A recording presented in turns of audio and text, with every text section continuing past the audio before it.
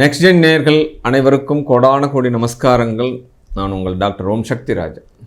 ஓம் ஸ்ரீ ஸ்ரீங் சிவயவ சிவாவா சிவரூபிணியேவா ஓம் சக்தி தாயே போற்றி சர்வம் சக்திமயம். அகிலாண்ட கோடி பிரம்மாண்ட நாயகி உமையினுடைய அருளோடும் உங்களுடைய அன்பு ஆதரவோடும் குருவினுடைய அதிசாரம் வக்ரத்தை பற்றி நம்ம இப்போ பார்க்க போகிறோம். இந்த குரு பெயர்ச்சி 2/6/2026 தான் குரு பகவான் மிதுனத்திலிருந்து கடகத்துக்கு பயிற்சி ஆகிறார். அதற்கு முன்னாடியே அதிசாரம் அப்படின்னு சொல்லப்படுது. ஏன்னா அதனுடைய இந்த பிளானட் எல்லாம் தன்னுடைய பாதையில் சற்று வேகமாகவோ அல்லது குறைவாகவோ பயணிக்கக்கூடிய காலம்தான் இந்த அதிசாரம் வக்ரம் அப்படின்ற ஒரு காரகத்துவம் வரும். சரி, இன்னொரு விஷயமும் சொல்லலாம். சூரியனுக்கு 9 குரு வரும்போது வக்ரமாகும். குருவுக்கு 5ஆம் இடத்தில் சூரியன் வந்தால் வக்ரமாகும். 5 to 9 வரைக்குமே அந்த வக்ரகதியாக தான் இருக்கும். சரி, இது எப்போ நடக்குது அப்படின்னு பார்த்தோம் அப்படின்னா கரெக்டாக விசுவாவசு வருடம் ஐப்பசி மாதம் 1 தேதி 18/10/2025 மிதுனத்திலிருந்து கடகத்துக்கு குரு பகவான் மாறுறார். அங்கே ஒரு 27 நாட்கள் இருக்கிறார். அதற்கு பிறகு 11/11/2025 5/12/2025 வரைக்கும் அந்த குரு பகவான் கடகத்தில் வக்கர நிலையிலே இருக்கிறார். அது மட்டும் இல்லாத அந்த 5/12/2025 மறுபடியும் மிதுனத்துக்கே ரிவேர்ஸில் வரார். இப்படி கடகம் டு மிதுனம், மிதுனம் டு கடகம், இதுதான் அதிசாரம். அப்போ வக்ரம் 2 விஷயங்கள் இங்கே நடக்குது. ஆக்சுவலாக 11/3/2026 வரைக்குமே ஒரு 4 மந்த்து 120 நாட்கள் வக்ரகதியார். ஐப்பசி 1லிருந்து மாசி மாதம் 27ஆம் தேதி வரைக்கும் இந்த குரு பகவான் அதிசாரத்தில் வக்ரகதி ஆகியிருக்கார். பட் இதனால் என்ன நடக்க போகிறது? ஏன்னா பெயர்ச்சி என்பது பலன். என்ன வருட கிரகங்கள் குரு பகவான், குரு தான் ஒரு ஜாதகத்தில் பரிகார கிரகம். இப்படி அந்த பரிகார கிரகம் அதிசாரம் வக்ரம் பெறதுனால 12 ராசிகளுக்கும் எப்படிப்பட்ட பாவக பலன் நடக்கப் போகுது? இது நடுவில் என்ன மிராக்கள் நடக்கப் போகுது? நாம் வளர்கிறோமா அல்லது பாதுகாக்கப்படுகிறோமா அல்லது வீழ்ச்சி அடைகிறோமா? இந்த 3 விஷயத்தை தான் நம்ம இப்போ டச் பண்ண போகிறோம். வாங்க உள்ளுர பார்க்கலாம். கடகராசி அன்பர்களே, ஏற்கனவே நிறைய சிரமங்களை தாண்டி வந்திருக்கா இந்த கடகராசியில் இருக்குவா. இப்போ பாக்கிய சனி போயின்னு இருக்கு. சார் 9ல் சனி வந்தாலும் எங்களை ஒன்றும் பிரச்சனை தீர்ந்த பாடில்லை சார் அப்படின்னு சொல்லிட்டு இருக்கா. கடகராசியில் ஒரு வயசானவர் ஒரு குடும்பத்தில் இருக்கார் அப்படின்னா இப்போ பிள்ளைகளை நினச்சி ரொம்ப மனம் மருந்துறா. ஏன்னா புத்திரத்தால் வரக்கூடிய சோகம் இப்போ அதீத தாக்கத்தை கொடுத்தது. பிள்ளைகளுடைய மன வாழ்க்கை சரியில்லை. என்னுடைய காலம் முழுவதும் நான் சாமர்த்தியமாக இருந்து செலவு பண்ணிட்டேன். இருந்தாலும் இப்போ நடக்கிற நிகழ்வுகளுக்கு என்னால் ஒன்றும் பண்ண முடியல. ஏன்னா என்னால் முடிஞ்ச காரியங்கள் பொருளாதாரத்தை கூட சரி பண்ணிடலாம். அப்போ வாழ்க்கை அப்படின்னு வரும்பொழுது அதை நம்மளால் சரி பண்ண முடியாது. 2 மனங்கள் சேர்ந்தால் தான் சரி பண்ண முடியும் அப்படின்ற மாதிரி ஒரு அல்லோலப்பட்டு நிற்கிறா முதியோர்கள் எல்லாம். இருந்தாலும் குரு லக்ன ராசிக்கு வரார்.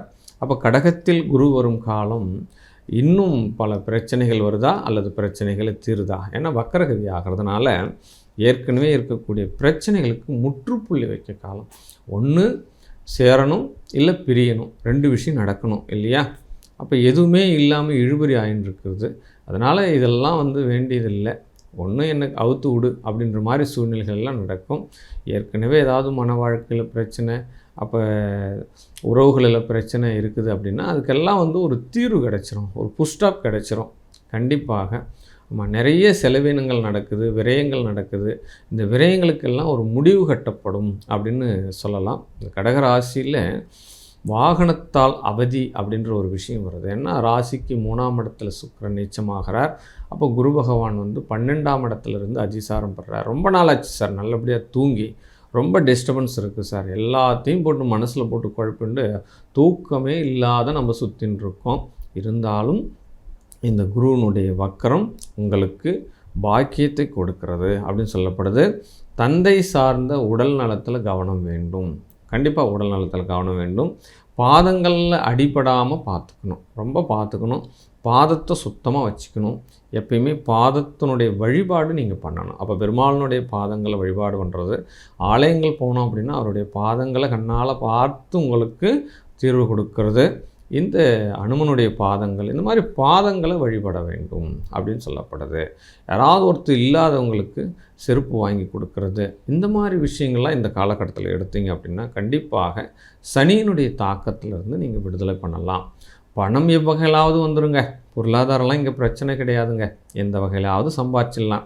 குரு சனி சேர்ந்தால் கொடுத்த பணம் வரல மாட்டேங்குதுங்க, இந்த காலகட்டத்தில் வந்துடும். அதுக்கு உண்டான தீர்வுகள் கிடச்சிரும். ரொம்ப நாளாகவே கொடுத்த பணம் வரலை, கொடுத்த வட்டி வரலை, நாம் வட்டிக்கு வாங்கியிருக்கோம் அந்த பணத்தையும் திரும்ப கொடுக்க முடியல, தொழிலில் முதலீடு போட்டிருக்கோம், என்றைக்கு நம்ம அதை உயர்வுகள் பண்ணுறத, நிறைய விஷயங்கள் மைண்டில் ஓடின்னு இருக்கு. இருந்தாலும் இந்த வக்கரகதியானது உங்களுக்கு திருமணம் சார்ந்த செய்திகளை நல்வழிப்படுத்தும் அப்படின்னு சொல்லப்படுது. நீண்ட நாளாக கல்யாணம் ஆகலை, 40 வயசுக்கிட்ட வந்துடுச்சு, இன்னமும் எனக்கு ஒன்றுமே புரியல அப்படின்ற மாதிரிலாம் இருக்கிறவங்களுக்கு கூட இந்த குருவினுடைய பெயர்ச்சி வக்கரம் என்ன பண்ணும் அப்படின்னா திருமணத்தை பண்ணி வச்சிரும் அப்படின்னு சொல்லப்படுது.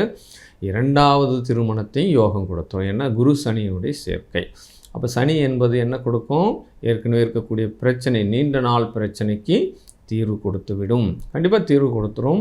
அதே காலகட்டத்தில் தந்தையினுடைய உடல்நலம், தாயினுடைய உடல்நலம், இதெல்லாம் கொஞ்சம் ஆரோக்கிய குறைபாடு வரத்தான் செய்யுங்க.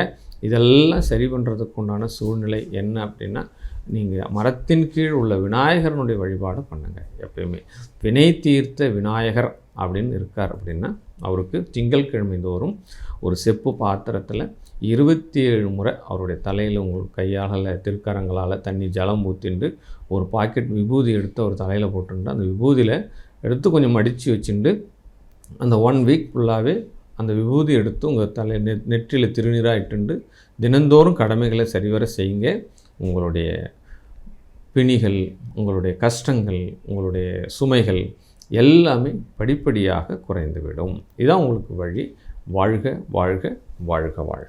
இந்த குருவினுடைய வக்கரம், அதிசாரம் அப்படின்னு சொல்லக்கூடிய இந்த பலன்கள், நம்ம ஒரு பலன் சொல்கிறோம் அப்படின்னா ஒரு 60% உங்களுக்கு கண்டிப்பாக அது தாக்கத்தை கொடுக்கும்.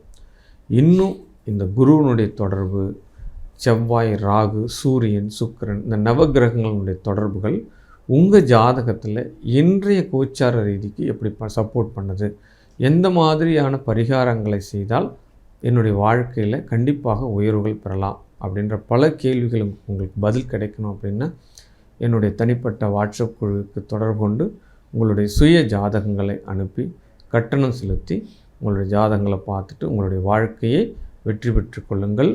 வாழ்க வாழ்க வாழ்க. சர்வம் சக்திமயம்.